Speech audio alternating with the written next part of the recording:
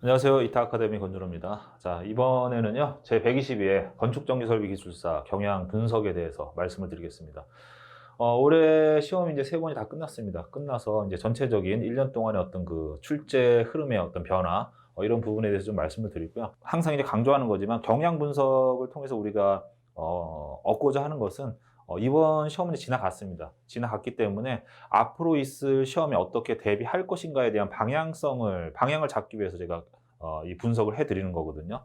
이번 시험도 마찬가지로 이번 회차에 대한 분석을 하면서 2020년도에 변화된 전체적인 어떤 흐름의 변화가 있었습니다. 그 부분에 대해서 말씀을 드리고 2021년도 이제 내년에 우리가 어떻게 대응을 해야 되는가, 어떻게 준비하는 게 효과적인가에 대한 부분을 좀 짚고 넘어가겠습니다.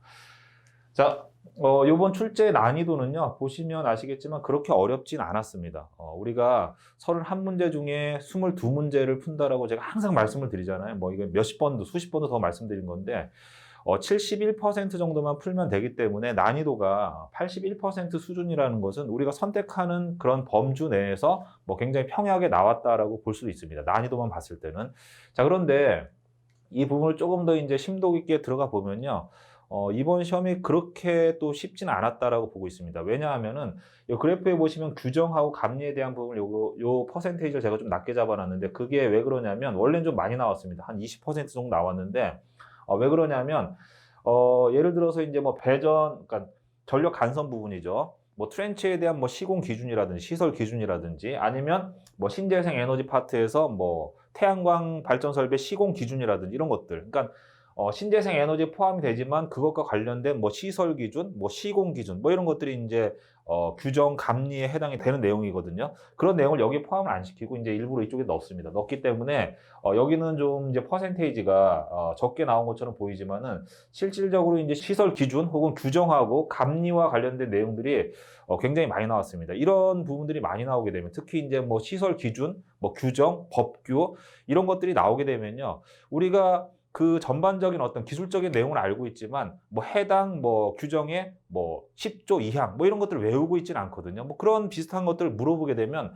문제 수준은 어렵지 않지만 답안지를 쓰기는 굉장히 어렵다는 얘기죠. 그래서 이번에는 그런 형태의 문제들이 좀 많이 나왔기 때문에 조금은 이제 곤혹스럽게 느끼지 않았을까라는 생각이 좀 듭니다. 하지만 또 세부적으로 좀 들어가서 기본에 충실하셨던 분들은요, 약간 좀 내가 공부하는 범위에서 좀 벗어난 내용이라고 하더라도 내가 알고 있는 내용을 가지고 조금 응용을 해서 쓰시면 충분히 대응을 하실 수도 있지 않았을까라는 생각을 합니다. 뭐 지난번 이제 121회 때 이제 우리 합격자가 8명이 나왔단 말이에요. 그다음에 그 전에는 10명 정도 나왔는데 요번에 인제 그 전체 시험을 1년 동안의 전체 시험을 봤을 때는요. 문제 자체가 예년에 비해서는 그렇게 까다로운 문제들이 많지는 않았습니다. 평이한 수준에서 뭐 일반적으로 뭐 우리가 이제 공부해야 되는 그런 내용들을 가지고 좀 다뤘던 그런 문제들이 많이 나왔기 때문에 전체적인 흐름은 예년과 같이 뭐 난해한 문제들보다는 그 기술사를 준비하는 분들이 어느 정도 범위를 정해 놓고 그 부분에 좀 집중해서 공부하실 수 있도록끔 수험 범위 뭐 출제 범위가 좀 조정이 된 것 같다라는 느낌이 들고 있습니다. 이런 어떤 기준들이 이제 뭐 하루아침에 이렇게 바뀌고 막 변화가 되는 게 아니기 때문에 올해 1년 동안 꾸준히 그런 형태로 문제가 나왔기 때문에요. 내년에도 건축정리설비기술사를 공부하시는 분들은요. 이렇게 일반적인 그런 어떤 범위 내에서 공부를 좀 하시면 될 것 같고 특이한 분야라든지 특수 분야라든지 뭐 전기 분야에도 그런 게 많거든요. 그런 부분들은 가급적이면 손대지 않는 게 좋다. 그렇게 보고 있습니다.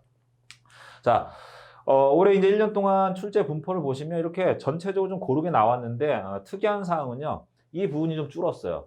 전원 설비가 원래 30%가 넘어갔는데 이 부분이 좀 많이 줄었습니다. 대폭 줄었고 여기에 이제 법규하고 뭐 규정, 뭐 감리 뭐 이런 쪽에서 한 15% 정도로 비중이 좀 올라갔습니다. 여기는 제가 아까 이 부분이 작아진 이유에 대해서 말씀드렸죠. 요번 회차는 원래는 한 요 정도까지 올라온다.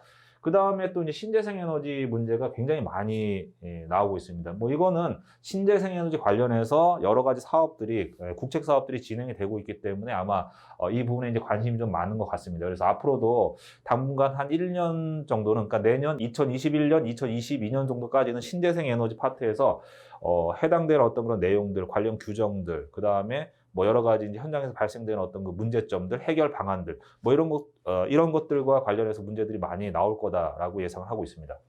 자, 요번에 그래프를 좀 제가 좀 바꿔봤습니다. 이게 뭐냐면요. 여기 보시면 이제 푸른색 계열로 아마 보이실 거고, 여긴 약간 이제 노란색 계열로 보이실 건데, 요 푸른색 계열은 2019년도에 첫 번째, 두 번째, 세 번째 시험에 대한 그 분석표고요.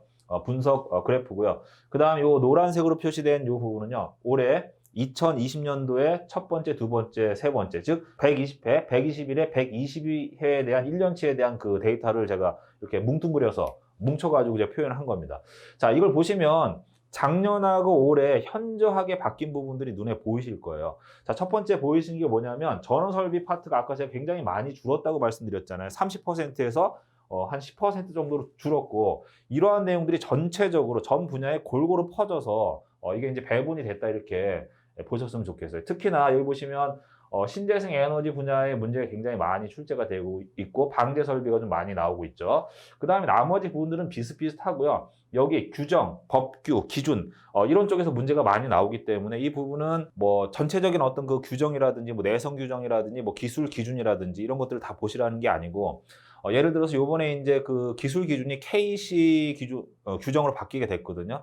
그 바뀐 규정 중에서 우리가 그 변화된 부분이 있습니다. 전체적으로 바뀐 게 아니라 한 5에서 10% 정도만 조금 개정이 됐는데, 그 개정된 부분을 좀 들여다보시고, 그 다음에 이 중에서 뭐 ESS라든지 신재생 에너지라든지 이것과 관련된 어떤 새로운 그 기준들이 들어왔습니다. 왜냐하면 뭐 이제 신재생 에너지 어떤 그런 그 차지하는 범위가, 차지하는 비율이 커지면서 이런 그 신재생 에너지 분산형 전원이 계통에 미치는 영향이 이제 그 커졌거든요. 그래서 이런 부분에 철저하게 좀 관리를 하기 위해서 그 관리 규정들이 이제 새로 들어왔고요. 그 다음에 ESS도 이제 많이 보급이 되긴 했는데, 이 부분에서 화재라든지 안전성에 문제가 발생이 되면서 이것과 관련된 새로운 관리 기준들이 추가가 됐습니다. 이런 쪽에서 문제가 좀 많이 나오고 있습니다. 이런 부분들은 명확하게 좀 정리를 하셔가지고 좀 그 암기를 해두시는 게 좋습니다. 자, 제가 이제 앞으로 어떻게 공부해야 되는지에 대한 방향성에 대해서 좀 말씀을 드렸습니다. 자, 이제 세부적인 문제를 좀 들여다보겠습니다. 1교시에는요, 제가 봤을 때는 한 8문제에서 9문제 정도는 선택할 수가 있었다. 자, 우리가 13문제 중에 10문제를 선택해서 푸는데 10문제를 다 잘 쓸 수는 없다라고 제가 매번 말씀을 드렸을 거예요. 한 8문제 정도까지는 굉장히 완벽하게 잘 쓰시고, 나머지 2문제는 내가 모르거나 일부만 알고 있다고 하더라도 내가 알고 있는 지식을 가지고 그거에 맞춰서 조금 응용해서 쓰시면 된다. 그래도 충분히 합격권에 들어갈 거다라고 말씀을 드렸을 겁니다. 자, 여기 보시면 피레기 단로 장치에 대한 부분이 나와 있는데, 요거는 피레기는요, 1년에 2번에서 3번 정도 나옵니다. 각각의 어떤 성능이라든지 기준이라든지 뭐 여러 가지 뭐 기술적인 요소라든지 뭐 계산 문제라든지 이런 것들이 계속 나오고 있는데, 단로 장치에 대한 부분 요번에 아마 처음 나온 걸로 제가 알고 있고요. 이 부분은 제가 건축전기설비 기술사를 공부하시는 분들도 이종우 기술사님께서 쓰신 발송배정 기술사 상학원이 있는데, 그 중에서 건축전기를 하시는 분들은 상권을 꼭 봐야 된다고 말씀드렸을 거예요. 거기에도 이 내용이 나와 있습니다. 그걸 좀 보셨다라고 하면 이 문제는 어렵지 않았다. 그 다음에 3번 문제 같은 경우에는 이제 모선 방식인데, 이건 뭐 단일 모선, 이중 모선 뭐 이런 것들 아닙니까? 1과 2분의 1 차단 방식, 굉장히 이제 기본적인 문제죠. 그 다음에 UPS의 축전지 용량 산정 방법에 대한 부분은 기출 문제를 좀 보셨다라고 하면 이 문제는 좀 푸실 수 있어야 돼요. 자, 여기 제가 비교해 보시면 최근 3년간 뭐 3회, 4회 뭐 기출 문제 이런 식으로 이제 표현을 해놨는데, 이걸 왜 넣어놨냐면요. 우리가 이제 그 건축전기설비 기술사에서 준비해야 되는 항목들이 한 200에서 250가지 정도 되는데, 일반적으로 기출문제를 중심으로 해서 준비를 하시는 게 좋습니다. 자, 기출문제 중에서 어떤 문제를 선택하는 게 좋으냐? 출제 주기가 3년 이하인 문제는 반드시 가져가야 된다. 그런데 출제 주기가 4년, 5년, 뭐 10년마다 한 번씩 나오는 문제다라고 하면 그 문제는 안 풀어도 돼요. 왜? 우리는 문제를 다 쓰는 게 아니라 선택해서 풀지 않습니까? 몇 퍼센트? 71%만 선택해서 풀면 되기 때문에 이 출제 주기가 긴 문제들은요, 우리가 가지고 갈 필요가 없습니다. 그래서 제가 이런 문제들이 얼마만큼 자주 출제가 되는가, 뭐 최근 3년간 3번 출제가 됐다라는 거 매년 나온다라는 거잖아요. 그러면 당연히 가져가야 되는 거죠. 자, 그 다음에 6번 문제도 마찬가지고, 그리고 전기 품질 기준에 대한 부분도 마찬가지입니다. 자, 이것도 굉장히 자주 출제가 되는 문제다. 뭐 3년에 한 번씩 출제가 되는데, 전기 품질이라는 건 굉장히 중요한 요소잖아요. 그것과 관련된 규정에 대한 부분을 물어보는 게 뭐 3년 주기로 출제가 되는데, 이런 부분들은 전기사업법에서 정하는 이런 값들은 우리가 이런 기준치들은 우리가 좀 암기를 해 둘 필요가 있습니다. 자, 그 다음에 분산형 전원의 개통 연계 관련된 부분은 굉장히 중요하다고 말씀드렸지 않습니까? 당연히 가져가야 되는 거고요. 전기 자동차 요즘에 굉장히 이제 그 핫한 어떤 분야죠. 전기 자동차 ESS 이런 쪽에 이제 자꾸 뭔가 이제 신설되고 신규 사업이 나오기 때문에 이 전기를 하시는 분들은 반드시 이 분야는 준비를 하고 계셔야 됩니다. 밑에 부분도 마찬가지죠. 2차 전지. 우리가 2차 전지라는 건 충전과 방전을 계속해서 하면서 사용할 수 있는 전지니까 이건 ESS에 쓰이는 거고요. 이런 ESS와 관련된 부분이 발송 배전과 건축 전기 가리지 않고 계속해서 매번 빠지지 않고 나옵니다. 또 이것과 관련된 여러 가지 안전 규정이라든지 기술 기준이라든지 이런 쪽의 문제가 최근에 1, 2년 동안은 한 번도 안 빠지고 계속 나온 것 같아요. 그래서 이 부분은 반드시 해당 규정까지 우리가 정리를 해서 암기를 하셔야 됩니다. 자, 그다음에 전기 품질에 대한 부분 굉장히 중요하다고 말씀드렸잖아요. 순시 전압 강화 이것도 전기 품질인 거죠. 전압 변동에 관련된 거 굉장히 자주 출제가 된다. 그 다음에 조명의 용어와 관련된 것들은 놓치면 안 되는 겁니다. 시감도, 수능, 퍼킨즈 효과, 패닝 효과, 여러 가지 있지 않습니까? 이런 것들 반드시 가져가야 됩니다. 9문제 정도는 충분히 쓸 수 있었다. 자, 그 다음에 이제 뒤로 넘어가서 이제 우리가 좀 선택하기 좀 그랬던 문제들은 전력 반도체 중에서 IGCT에 대한 부분. 요즘에 이제 전류형 인버터가 이제 많이 이제 적용이 되려고 하고 있거든요. 전류형 인버터 가격은 비싸지만 성능이 좋습니다. 여기 쓰이는 반도체 소자인데 어쨌든 간에 IGCT 같은 경우에는 한 번도 출제가 된 문제가 아니기 때문에 이 부분은 맞추기가 쉽진 않았을 거다. 이 문제 풀지 않더라도 위에 보시면 9문제를 충분히 선택하실 수가 있었던 거죠. 그다음에 케이블 트렌치에 대한 부분 우리가 쓸 수 있는데 이 케이블 트렌치의 공사 시설 기준, 시설 기준에 대한 부분 우리가 암기해서 쓰기는 조금 거기까지 하기는 좀 어렵습니다. 그래서 이런 문제가 나온다고 하더라도 이 시설 기준을 또 다시 찾아가지고 외우실 필요는 없어요. 그 다음에 태양광 설비 시공 기준에 대한 관련 규정을 묻는 이런 것들도 우리가 또 우리가 시공업자가 아닌 이상 이걸 또 공부할 필요는 없는 거죠. 이런 기준이나, 그러니까 태양광 설비 시공에 대한 부분을 우리가 공부는 하지만 이 기준까지 외울 필요는 없다는 얘기예요.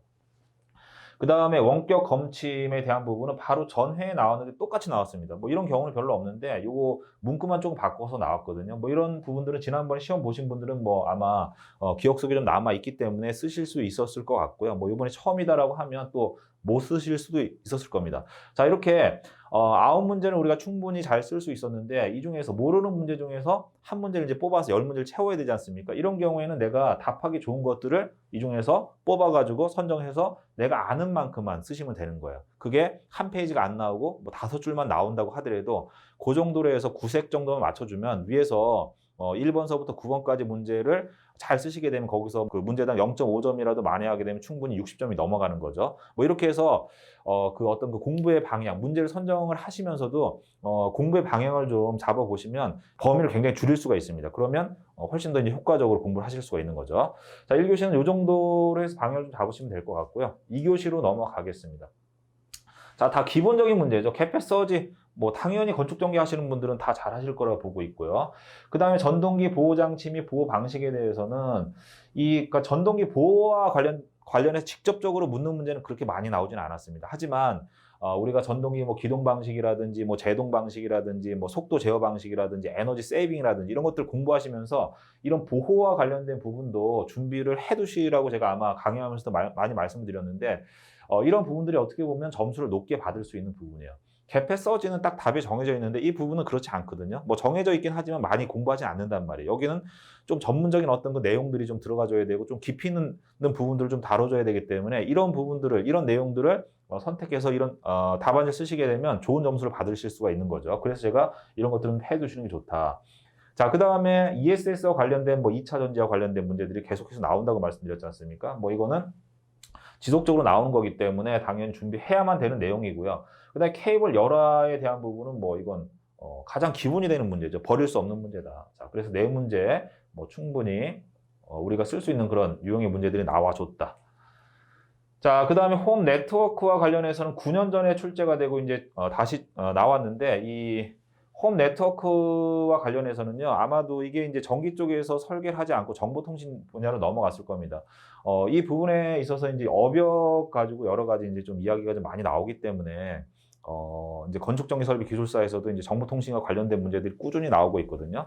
자, 이제 업역이라든지 어떤 그 전기 뭐 엔지니어의 어떤 그런 입장보다는 저는 이제 기술사 시험을 준비하시는 분의 입장에서 말씀을 드린다라고 하면 홈 네트워크와 관련된 부분까지 전기에서 공부하기 너무 어려워요. 전기도 어려운데 정보통신은 더 어렵고 변화의 속도도 굉장히 빠르기 때문에 내가 작년에 공부했던 내용이 또 올해 바뀌게 되고 올해 공부한 내용이 2, 3년 뒤에는 완전히 새로운 내용으로 바뀌게 되는데 그런 것들을 우리가 계속해서 개정해가지고 가져갈 수가 없다는 얘기거든요. 나중에 기술사를 취득하신 다음에 이 부분은 관심을 가지고 하시면 되고요. 지금 공부하는 입장에서는 그게 계속 바뀌면서 자주 안 나오는 부분까지 가져가기엔 너무 부담스럽다는 얘기죠. 그래서 이런 부분들은 뭐 좀 버리는 게 좋지 않을까, 제 생각에는 그게 더 효과적이다. 공부하는 사람 입장만 봤을 때는. 자, 그 다음에 제가 감리하고 이제 규정에 대해서 문제가 많이 나왔다고 했는데, 디젤 발전기에 대한 부분은 우리가 공부하지만, 공사 감리 준공검사에 대한 부분까지 시험 보는 사람이 가져가기는 어렵단 말이에요. 나중에 내가 기술사를 취득하고 나서 현장에 감리 단장으로 갔을 때 이 서류를 보고서 검토를 해보면 되는 거거든요. 물론 이제 감리를 계속 연속해서 감리 현장에서 뭐 수십 개의 감리 현장을 다니신 분들은 당연히 이거를 머릿속에 기억하고 있겠지만, 기술사를 준비하시는 분들이 감리업에 종사하시는 분들이 몇 퍼센트나 되냐 이거죠. 그렇지 않으신 분들이 하지 않았던 업무 플로우를 외우는 거는 좀 무리가 따른다. 그래서 이런 부분들도요, 감리에서 자주 출제되는 부분이 있습니다. 뭐 설계 감리라든지 시공 감리라든지 뭐 감리원 배치 기준이라든지 그 몇 가지 항목들이 있는데, 그런 것들만 좀 정리를 해 두시고 각각의 이런 항목에 대한 검사, 준공 검사에 관련된 어떤 업무 플로우까지 하려면 수십 가지를 외워야 되는데, 그렇게 하기는 좀 어렵다는 얘기예요. 그래서 이 두 가지는 제가 뺀 겁니다. 자, 이걸 빼고선도 우리가 충분히 선택할 수 있는 문제가 많았다. 그렇기 때문에 문제 선택하실 때는 그런 것들을 좀 보시고, 그 다음에 수험 방향도 한번 범위도 정해 보시고요. 자, 3교시도 마찬가지입니다. 여기 보시면 이 문제들은 이제 다 나오는 문제들이에요. 여기 보시면 전선, 병렬, 포설 방법과 접속 방법에 대한 거, 이건 뭐 동상 다조 포설에 대한 부분이죠. 뭐 당연히 맞춰야 되는 거고. 그 다음에 빛공해 방지법은 굉장히 자주 출제가 되는 거거든요. 경관 조명과 더불어서 이런 것들이 때에 따라서 이제 빛공해가 되는 거거든요. 그럼 환경에 안 좋은 영향을 미치고 사람에게도 이제 피해를 주기 때문에 이런 부분에 있어서 이제 빛공해 방지법이 제정이 돼서 뭐 경관 조명과 함께 번갈아가면서 한 번씩 나오기 때문에 이 내용은 반드시 알고 있어야 된다.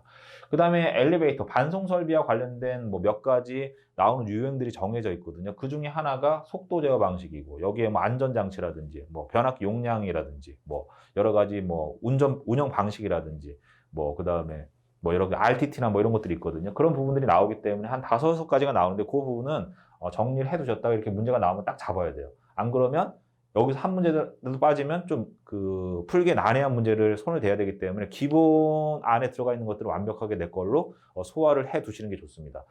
자, 그 다음에 풍력발전기의 문제 계속 나오고 있습니다.